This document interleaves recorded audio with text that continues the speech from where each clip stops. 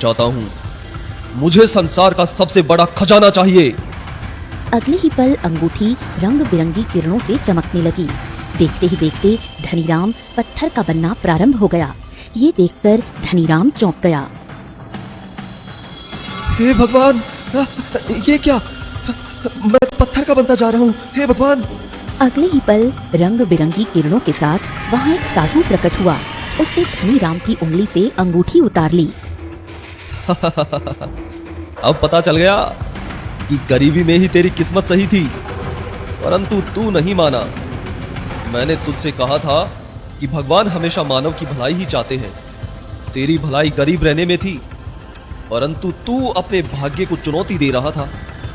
मैंने तुझसे कहा था कि धन आने के बाद तू अपने मन के अंदर के लालच को रोक नहीं पाएगा, और ऐसा ही हुआ। तुझे परिणाम मालूम था कि जब हद से ज्यादा लालच बढ़ जाएगा तो ये मेरी चमत्कारी अंगूठी मनुष्य को वैसा ही बना देती है जैसा उसका मन हो जाता है। और तेरे मन में अब इंसानियत नहीं रही, लालच और पत्थर का मन बन चुका है तेरा। अगले ही पल धनीराम रंग बिरंगी किरणों के साथ पूरा पत्थर में परिवर्तित हो गया। साधु वहाँ से एक धमाके के साथ गायब हो गया। कुछ देर बाद धनीराम की पत्नी कौशल्या वहाँ आई। अपने पति को पत्थर बना हुआ देखकर वो बेहोश हो गई। आखिर क्या था साधु की जादुई अंगूठी का रहस्य? पूरे रहस्य को जानने के लिए कहानी को अंत तक जरूर देखिएगा।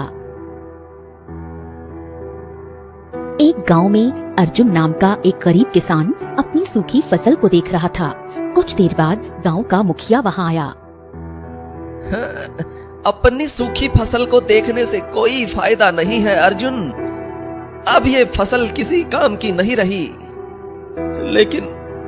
लेकिन मुखिया जी, मेरे ही साथ क्यों? मेरी फसल ही क्यों सूखी? गांव में और किसान की फसल क्यों नहीं सूखती मुखिया जी, क्यों नहीं? सब भाग्य का खेल है। वो सब छोड़, जमींदार ने हवेली में तुझे बुलाया है। क्या तूने जमींदार से कर्ज लिया था?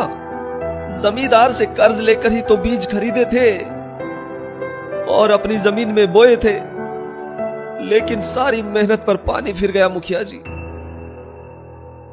कुछ देर बाद अर्जुन अपने घर पर चला गया। क्या हुआ? आप इतने निराश क्यों हैं? अब क्या बताऊं? निराश नहीं होऊं तो और क्या होऊं गौरी। फसल इतनी मेहनत से बोई थी, वो फिर से सूख गई। अब करूं तो क्या करूं? आपसे कहा था मैंने कि अपने उस खेत को बेच दीजिए। आपके खेत की जमीन उपजाऊ नहीं है। इससे पहले भी न जाने कितनी बार फसल उगती है और सूख जाती है। गांव के लोग तो उसे बंजर जमीन के नाम से पुकारते हैं, लेकिन आपकी समझ में ही नहीं आता। बस कर गौरी, बस कर। एक तो वैसे ही मेरा इतना बड़ा नुकसान हो गया, तो ऊपर से तू शुरू हो गई। और पता नहीं जमींदार मुझे अपनी हवेली क्यों बुला रहा है। अजी, क्यों बुला रहा होगा? आपने उसे कर्ज लिया था। उसको पता लग गया होगा कि आपकी फसल बेकार हो गई, तो जाहिर सी बात है अब वो आपसे यही पूछेगा कि आपने जो उससे कर्ज लिया था वो कैसे चुकाओगे। अर्जुन कुछ नहीं बोला और चुपचाप वहाँ से बाहर निकल गया। वो सीधे जमींदार की हवेली में चला गया। अर्जुन, जब तुम्हें कर्ज दिया था तब मैंने तुम्हें समझाया था कि अपनी उस बेकार की जमीन पर बीज बोने से कुछ नहीं मिलेगा, तुम नुकसान उठाओगे। लेकिन तुम्हें अपने भाग्य पर इतना भरोसा था कि तुमने मेरी बात नहीं मानी। तुम्हारे जैसे लोग हमेशा नुकसान ही उठाते हैं। जमींदार जी, मेरी फसल सूख गई है, इसलिए तो तुम्हारी बातें सुनाई पड़ रही हैं। वो तो तुम्हें सुननी ही पड़ेगी। अब वो सब छोड़ो। तुमने कहा था कि फसल बेचने के बाद तुम मेरा कर्ज चुका दोगे। वो तो तुम अब नहीं चुका सकते, क्योंकि तुम्हारी फसल तो सूख गई। और मैंने तुमसे कहा था कि अगर इस बार तुम्हारा नुकसान हुआ तो मैं तुम्हारा खेत बेचकर अपने कर्ज की पूर्ति करूंगा। हाँ। ये सुनकर अर्जुन गहरी नजर से जमींदार को देखने लगा। जमींदार जी, मेरे खेत के बारे में तो सभी लोग जानते हैं कि वहां हमेशा खतरा रहता है। कभी कभी फसल अच्छी भी होती है, मगर ज्यादातर खराब ही होती है। फसल बोने के लिए तुम्हारे खेत पर कब्जा नहीं करूंगा अर्जुन। तुम्हारे खेत पर अच्छा घर बन सकता है। तुम्हारे खेत के आसपास मेरे बहुत से खेत हैं। वहां पर मैं अपना एक घर बनवा सकता हूँ और वहां किसी नौकर को रखकर अपनी जमीनों की देखभाल करवा सकता हूँ। 3 दिन का समय देता हूं तुम्हें, सिर्फ 3 दिन। 3 दिन के अंदर अगर तुमने कर्ज नहीं चुकाया तो अपना खेत भूल जाना। इतना कहकर जमींदार वहाँ से चला गया। अर्जुन कुछ देर तक भूत बना वहाँ खड़ा रहा और चुपचाप अपने घर पर आ गया। अगले दिन अर्जुन गांव के बलराम काका के पास गया। उसने सारी घटना उन्हें बताई। बलराम काका, वो आपकी तो जमींदार से अच्छी मित्रता है। कुछ भी करके जमींदार को समझाइए ना, और मुझे थोड़ी सी मोहलत दिलवा दीजिए ताकि मैं उसका कर्ज चुका सकूं। उनसे कहिए कि वो मेरे खेत पर कब्जा न करे। हाँ, हाँ बलराम काका। हाँ, देखो अर्जुन, मुझे पता है कि जमींदार ने तुम्हें 3 दिन का समय दिया है। कुछ दिन पहले जमींदार मुझे बता रहा था कि जब तुम उससे कर्ज मांगने गए थे तब उसने तुम्हें समझाया था कि अपने खेत में फसल खराब होने का खतरा है, परंतु तुमने उनकी बात नहीं मानी। अब मैं कुछ नहीं कर सकता, जमींदार मेरी बात नहीं मानेगा। हाँ, ये सुनकर अर्जुन निराश हो गया और चुपचाप वहाँ से चला गया। उस दिन के बाद अर्जुन ने गांव के हर घर का दरवाजा खटखटाया और मदद मांगी, लेकिन सभी लोगों ने उसकी मदद करने से इनकार कर दिया। थक हार कर अर्जुन जंगल की ओर चला गया। अर्जुन जंगल में एक तालाब के किनारे बैठ गया। वो आकाश की ओर देखकर बोला, हे भगवान, आखिर तू मुझसे क्या चाहता है भगवान? तूने मेरे ऐसा भाग्य क्यों लिखा? सारे गांव के लोग खुशहाल रहते हैं, लेकिन मेरे ही घर पर परेशानी रहती है। ऐसा क्यों? क्यों ऐसा क्यों? जब तूने मुझे इस संसार में भेजा ही है तो मेरा भाग्य क्या अच्छा नहीं लिख सकता था? तभी अर्जुन के कंधे पर पीछे से किसी ने हाथ रखा। अर्जुन ने जैसे ही पीछे पलट कर देखा तो वहाँ एक साधु खड़ा था। बच्चा, आखिर भगवान से क्या शिकायत कर रहे हो? भगवान से तो मेरी शिकायत ही शिकायत है साधु महाराज। मैंने सुना मैंने। लगता है तुम अपने भाग्य से काफी नाराज हो। हाँ साधु महाराज, हाँ। जब भी मेहनत करता हूं किसी ना किसी वजह से सब खराब हो जाता है। सब भाग्य का दोष है, भाग्य का। अगर भगवान मेरा भाग्य अच्छा लिखता तो मैं भी धनवानों की तरह अपना जीवन व्यतीत करता साधु महाराज, धनवानों की तरह। साधु रहस्यमय मुस्कान के साथ अर्जुन की ओर देखने लगा। बच्चा, भगवान के फैसलों पर कभी शक नहीं करना चाहिए। वो जिस किसी को भी देता है, जितना भी देता है, उसमें उसी मनुष्य की भलाई छिपी होती है। ये बात और है कि मनुष्य इस बात को समझ नहीं पाता। अगर भगवान ने तुझे धन नहीं दिया तो उसमें भी तेरी कोई ना कोई भलाई छिपी होगी। हाँ। अरे साधु महाराज, खड़े खड़े प्रवचन देना बहुत आसान होता है, लेकिन जब खुद पर बीतती है ना तब पता चलता है। मैं इस बात को नहीं मानता मैं इस बात को। अगर मेरे पास धन होता तो मैं खुशी खुशी जीवन व्यतीत करता, अपनी ही तरह दूसरे गरीब लोगों की मदद करता, किसी की जमीन पर कब्जा नहीं करता जैसा वो दुष्ट जमींदार करता है। हाँ। साधु रहस्यमय मुस्कान के साथ अर्जुन की ओर देखने लगा। पर हो सकता है कि तू धनवान बनने के बाद बदल जाए, लोगों की दुआएं लेने की बजाय उनकी बद्दुआएं लेने लगे। हो सकता है। नहीं साधु महाराज, नहीं, मैं ऐसा बिल्कुल नहीं करता। साधु अर्जुन की ओर देखने लगा और कुछ मंत्र पढ़ने लगा। अगले ही पल साधु के हाथ में रंग बिरंगी किरणों से चमकती हुई एक अंगूठी प्रकट हो गई। ये दृश्य देखकर अर्जुन चौंक गया। बच्चा, इसे अपनी उंगली में पहन ले। ये अंगूठी तेरा भाग्य चमका देगी। रोज रात के समय इस अंगूठी से तू जो भी मांगेगा ये अंगूठी तुझे दे देगी, परंतु याद रखना, जिस दिन तेरे मन में लालच पैदा हो गया उसी दिन परिणाम बहुत भयंकर होगा, भयंकर। तू पत्थर का बन जाएगा। हाँ। साधु वहां से चला गया। कुछ देर बाद अर्जुन अपने घर पर आया और सारी घटना अपनी पत्नी गौरी को बताने लगा। ये सुनकर गौरी चौंक गई। अगर ऐसी बात है तो वो जरूर कोई दिव्य साधु होंगे, उनकी बात पर ध्यान दीजिएगा। मेरे हिसाब से तो आप इस अंगूठी का इस्तेमाल ना ही करें तो अच्छा है। ये सुनकर अर्जुन क्रोधित हो गया। बकवास बंद करो गौरी, तुम तो हमेशा यही चाहती हो कि मैं कभी तरक्की ही न कर पाऊं। बंद करो अपनी ये बकवास। तो फिर अपने मन में कभी लालच को जन्म मत दीजिएगा। पागल हो गई हो क्या तुम? जब मैं धनवान बन जाऊंगा तब मेरी अच्छाई की चर्चा दूर दूर तक प्रसिद्ध हो जाएगी। मैं पहले धनवान ऐसा बनूंगा जिसकी लोग प्रशंसा करेंगे और मुझे दानी कहकर बुलाएंगे। इतना कहकर अर्जुन अंगूठी को देखने लगा। तो फिर इसका इस्तेमाल करके तो देखिए कि ये अंगूठी किस प्रकार का जादू दिखाती है। अर्जुन अंगूठी को देखने लगा। अंगूठी, मैं चाहता हूं कि मेरी फसल रातों रात सही हो जाए और मेरी भूमि उपजाऊ हो जाए। अगले ही पल अंगूठी से रंग बिरंगी किरणें निकली और फिर सब कुछ सामान्य हो गया। कुछ देर बाद अर्जुन और उसकी पत्नी गौरी सो गए। अगले दिन अर्जुन सोकर उठा ही था कि तभी उसके घर का कोई दरवाजा खटखटाने लगा। अर्जुन ने दरवाजा खोला तो बाहर मुखिया खड़ा था। क्या हुआ मुखिया जी, इतनी सुबह सुबह मेरे घर पर? हे अर्जुन, चमत्कार हो गया।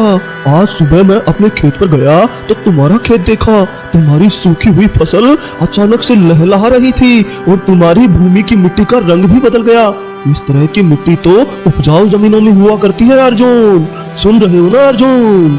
ये सुनकर अर्जुन चौंक गया और अपने आप से सोचने लगा कि इसका मतलब ये अंगूठी वास्तव में चमत्कारी है। अर्जुन तुरंत अपने खेत पर गया और अपनी फसल को देखकर हंसने लगा। जमींदार, अब मैं तेरा कर्ज तेरे मुंह पर मार कर आऊंगा। हाँ, तेरे मुंह पर। अर्जुन ने अपनी पत्नी के साथ अपनी सारी फसल काटी और बैलगाड़ी में रखकर केशव नगर राज्य में अच्छे दामों पर बेच दी। अगले दिन अर्जुन फसल बेचकर जमींदार का कर्ज लेकर जमींदार की हवेली पहुंचा। अर्जुन ने सिक्कों की पोटली जमींदार के मुंह की ओर बढ़ाते हुए फेंक दी। ए जमींदार, ले पकड़ अपना कर्ज। आइंदा मेरे खेत पर अपनी नजर डालने का प्रयास मत करना, नहीं तो। अर्जुन का व्यवहार देखकर जमींदार चौंक गया। अर्जुन, मैंने सुना कि तुम्हारी फसल अचानक से सही हो गई। ये किसी चमत्कार से कम नहीं है अर्जुन, लेकिन जिस तरह से तुमने मेरे मुंह पर मेरा कर्ज मारा है, क्या मैंने भी तुम्हें कर्ज ऐसे ही दिया था? अब इन बातों का कोई फायदा नहीं जमींदार, अब मैं तुमसे नहीं डरने वाला। ये सुनकर जमींदार क्रोधित हो गया।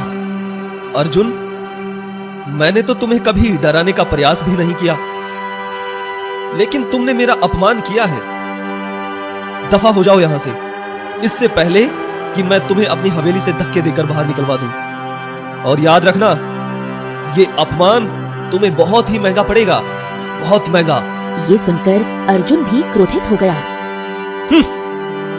जो करना है कर लेना, मैं भी देखता हूँ क्या कर लेगा तू। अर्जुन सीधे अपने घर पर आ गया और सारी घटना अपनी पत्नी गौरी को बताने लगा। ये सुनकर गौरी चौंक गई। आप जमींदार को सीधी तरह से कर्ज दे भी तो सकते थे। दे सकता था, लेकिन मेरे मन में जैसा आया वैसा ही मैंने किया। जमींदार बड़ी अकड़ कर चलता था। मैं हमेशा से यही सपना देखता था कि उसका कर्ज उसके मुंह पर मारूं, और मैंने कर दिया। और जमींदार ने तुमसे दुश्मनी ले ली है और तुम्हें देख लेने की धमकी दे दी है। अब तुम क्या करोगे? सारा गांव जमींदार से डरता है और उसके साथ होता है। अर्जुन गहरी सोच में डूब गया। तुम बिल्कुल सही कह रही हो गौरी। एक तरीका है, अगर मैं जमींदार से भी बड़ा धनवान बन जाऊं तो जमींदार मेरा कुछ नहीं बिगाड़ सकता। इतना कहकर अर्जुन अपनी अंगूठी की ओर देखने लगा। अंगूठी, क्या तुम मुझे ढेर सारे सोने के सिक्के दे सकती हो? इतने सिक्के, इतने ढेर सारे सिक्के कि मैं जमींदार से भी ज्यादा बड़ी हवेली बनवाऊं और जमींदार से भी ज्यादा खेत खरीद सकूं। उसके बाद जमींदार मेरा चाहकर भी कुछ नहीं बिगाड़ सकता। ये सुनकर गौरी चौंक गई। ये क्या कह रहे हैं आप? नहीं जानते कि आप स्वार्थी बनते जा रहे हैं? आपके मन के अंदर लालच बढ़ता जा रहा है। लेकिन अर्जुन ने गौरी की बात नहीं सुनी। अगले ही पल अंगूठी से रंग बिरंगी किरणें निकली और देखते ही देखते अर्जुन के सामने ढेर सारे सोने के सिक्के प्रकट हो गए। भगवान, प्रभु प्रभु, अब जमींदार तो क्या, इस राज्य का राजा भी मेरा कुछ नहीं बिगाड़ सकता। राज्य का राजा भी। अर्जुन उन सिक्कों को उठाने लगा। गौरी अर्जुन को घूरकर देखने लगी। कुछ ही दिनों में अर्जुन का घर एक शानदार हवेली में बदल गया। अर्जुन जमींदार की ही तरह बहुत से खेत खरीदने लगा और अपने गांव का सबसे धनवान व्यक्ति बन गया। समय यूं ही बीतने लगा। एक दिन अर्जुन अपनी हवेली में बैठा हुआ था कि तभी वहाँ बलराम काका आए। बलराम काका को देखकर अर्जुन चौंक गया। अर्जुन, मुझे तुम्हारी मदद की जरूरत है बेटा। मदद? लेकिन तुम्हारी तो जमींदार से मित्रता है ना। जमींदार किसी की मुफ्त में मदद नहीं करता अर्जुन। मेरे पुत्र की हालत बहुत ज्यादा खराब है और उसके इलाज में बहुत ही कीमती जड़ी बूटियां इस्तेमाल हो रही हैं। क्या तुम मुझे 50 सोने के सिक्के उधार दे सकते हो? तुम्हारे पास तो धन की कोई कमी नहीं है ना। ये सुनकर अर्जुन गहरी सोच में डूब गया। कुछ देर बाद वो अंदर गया और एक कागज लेकर बाहर आया। लो, इस कागज पर अपना अंगूठा लगा दो। इतनी बड़ी रकम मांग रहे हो तो मेरे पास कुछ तो सबूत होना चाहिए ना। हाँ हाँ अर्जुन, हाँ, क्यों नहीं। इतना कहकर बलराम काका ने कागज पर अंगूठा लगा दिया। अर्जुन ने उन्हें 50 सोने के सिक्के दे दिए। उनके जाते ही अर्जुन हंसने लगा। कुछ समय पहले मैं इसी बलराम से मदद मांगने के लिए गया था और इसने साफ इनकार कर दिया था। आज ये मेरे चंगुल में फंस गया है। अब मैं 50 सोने के सिक्कों के बदले उस पर भारी ब्याज लगाकर इसकी सारी संपत्ति पर कब्जा कर लूंगा और इसे भीख मांगने पर मजबूर कर दूंगा। अर्जुन की ये बात उसकी पत्नी गौरी सुन रही थी। ये आप क्या कर रहे हैं? आप तो कहते थे कि आप धनवान बनने के बाद गरीबों की मदद करेंगे। बलराम क्या गरीब है? गरीब नहीं है, लेकिन इस समय जरूरतमंद तो है। वो अपने मित्र को छोड़कर तुमसे मदद मांगने के लिए आए। उन्होंने कुछ तो तुम्हारे अंदर देखा होगा। गौरी, बकवास बंद करो अपनी। इतना कहकर अर्जुन वहाँ से चला गया। कुछ दिन बाद अर्जुन बलराम काका के पास पहुँचा। ओ काका जी, बलराम काका जी, तुम्हारे 5 बीघा खेत पर मैंने कब्जा कर लिया है और कुछ ही दिनों में अपना घर भी खाली कर दो। हाँ काका जी। ये सुनकर बलराम काका चौंक गए। ये क्या कर रहे हो तुम अर्जुन? हा? अर्जुन तुरंत वो कागज बलराम काका के सामने रख देता है। लो, देखो, इस कागज पर तुमने अंगूठा लगाया था। इसमें लिखा है कि तुमने 1 हफ्ते के लिए मुझसे 50 सोने के सिक्के कर्ज के लिए थे और वो नहीं चुका पाने की सूरत में तुम्हारी सारी संपत्ति मेरी हो जाएगी।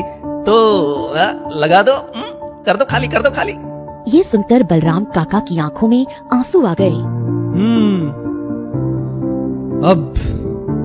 अब आई बात समझ में। तुम तो जमींदार से भी ज्यादा आगे बढ़ गए अर्जुन। ये तो सरासर अन्याय है। कुछ भी कहो, कुछ भी। तुम्हारे लिए ये अन्याय है काका जी, लेकिन मेरे लिए ये बदला है, बदला। याद है कुछ समय पहले मैं तुमसे मदद मांगने के लिए आया था, लेकिन तुमने मेरी मदद नहीं की थी। याद है कि भूल गए? अर्जुन, मदद तो तुम्हारी गांव में किसी भी व्यक्ति ने नहीं की थी, तो क्या तुम सबकी संपत्ति हड़प लोगे? जरूरत पड़ी तो मैं वो भी करूंगा। इतना कहकर अर्जुन वहां से चला गया। अर्जुन अपनी हवेली में बैठा अपने आप से बातें करने लगा। बलराम काका बिल्कुल सही कह रहे थे, मगर मेरी मदद गांव के किसी भी व्यक्ति ने नहीं की थी, तो फिर मैं गांव वालों की मदद क्यों करूंगा? एक काम करता हूं, मैं सारे गांव में मुफ्त में सबको कर्ज बांटता हूं और सबके अंगूठे ले लेता हूं। बाद में सबकी जमीन अपने नाम पर कर लूंगा और इस गांव में जमींदार से भी बड़ा जमींदार बन जाऊंगा। हाँ, ऐसा ही करता हूँ, ऐसा ही करता हूँ। इतना कहकर अर्जुन अपने आप ही हंसने लगा। फिर वो अंगूठी की ओर देखने लगा। अंगूठी, ओ मेरी प्यारी अंगूठी, तुम ना मुझे इतना सारा धन दे दो, इतना सारा धन दे दो कि मैं गांव वालों को दोनों हाथों से धन बांट सकूं। वो क्या है कि मुझे गांव वालों को गुलाम बनाना है, अपना कर्जदार बनाना है। दे दो, दे दो, दे दो। अगले ही पल अर्जुन का शरीर पत्थर का बनने लगा। ये देखकर अर्जुन बुरी तरह से चौंक गया। ये मुझे क्या हो रहा है? ये मुझे क्या हो रहा है? बचाओ! तभी वहाँ गौरी आ गई। ये आपको क्या हो रहा है? अगले ही पल वही साधु रंग बिरंगी किरणों के साथ वहाँ प्रकट हो गया। वो रहस्यमय मुस्कान के साथ अर्जुन की ओर देखने लगा। बच्चा, अब पता लगा कि भगवान ने तुझे धनवान क्यों नहीं बनाया। मैं इस रहस्यमयी अंगूठी से न जाने कितने मनुष्यों की परीक्षा ले चुका हूं, लेकिन सभी असफल हो गए, क्योंकि भाग्य से टकराकर आज तक कोई मनुष्य जीत नहीं पाया। कुछ समय पहले शंकरपुर गांव का एक धनीराम नाम का एक व्यक्ति भी अपनी किस्मत से लड़ रहा था। मैंने उसे समझाया था कि धन उसके लिए ठीक नहीं है, लेकिन वो नहीं माना और अत्याचारी बन गया। उसके मन से भी इंसानियत खत्म हो गई और वो पत्थर का बन गया। और यही तुम्हारे साथ भी हुआ है अर्जुन। तुम तो कहते थे कि धनवान बनने के बाद तुम निस्वार्थ लोगों की सेवा करोगे, लेकिन तुमने ऐसा नहीं किया। तुमने बलराम काका को कर्ज दिया और बदले में उसकी सारी संपत्ति हड़पने की योजना बना ली। उसके बाद भी तुम्हारा मन नहीं रुका और तुम गांव को गुलामी की ओर धकेलने लगे। तुम्हें तो पत्थर का बनना ही था। साधु कुछ क्षण शांत होकर अर्जुन की ओर देखने लगा। याद रखो अर्जुन, भगवान मनुष्य को वही देता है जो उसके लिए उचित होता है। जिसे धन नहीं मिलता उसे संतोष दिया जाता है, जिसे वैभव नहीं मिलता उसे विवेक दिया जाता है, और जिसे दोनों मिल जाएं उसकी परीक्षा शुरू हो जाती है। तुम्हें भगवान ने संतोष दिया था, लेकिन तुमने उसे ठुकराकर लालच चुन लिया। अगले ही पल अर्जुन पूरी तरह पत्थर का बन गया। साधु रहस्यमय अंदाज में वहाँ से गायब हो गया। गौरी अपने पत्थर बने पति को देखकर रोने लगी। काश आप भगवान के दिए हुए पर संतुष्ट होते और अपने भाग्य को चुनौती ना देते। कुछ दिन बाद गौरी वो गांव छोड़कर चली गई।